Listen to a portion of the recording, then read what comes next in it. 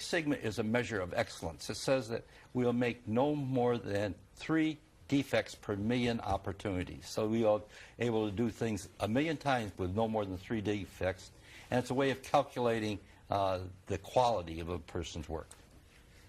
That's pretty fascinating. You wanted to say something? One of the things that, one of the software programs that I developed was called the cost of quality.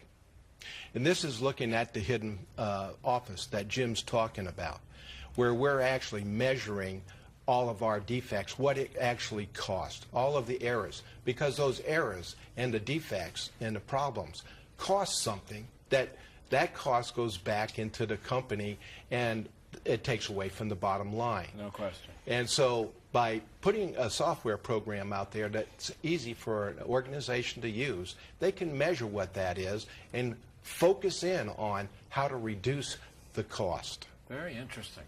Gentlemen, there's a lot more to this story, and we'll be back to look at that in just a moment. We are back again with our guest, Dr. H. James Harrington. Again, he is the CEO of the Harrington Institute in Los Gatos. He's written 35 books on business improvement and management. This is one of his books. It is called Total Improvement Management, The Next Generation in Performance Improvement. It's one that's on this stack. We'll talk about some of the others as we move along here. And also with us, of course, is Rick Harrington, who's the chairman of the Harrington Group in Orlando, Florida. 2 companies, 2 gentlemen, not related, working together as the Harrington team, which, again, it's a fascinating story. Let me ask you about some of the different projects that you have worked on and worked together on. I know you do work in the healthcare industry, right? That's right. In what aspect of the industry? Well, we've did a variety of things. We went in to the hospitals, primarily with the hospitals, looking at their processes and how their processes function. We've been doing a lot of very interesting work with NISH, which is a group that takes disabled people, mentally handicapped people, and will put them into a healthcare environment where they may be cleaning floors, running the diner. Menial jobs, so menial to speak, jobs. kind of.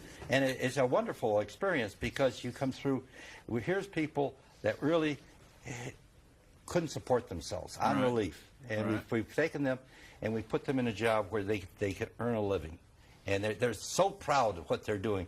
It really is very, very... and what have you learned from this test? Well, I've learned that you underestimate people. You don't really take their full potential of what they can do. And once you give them something that's meaningful, something they can be proud of, they change very drastically. I'll give you an example.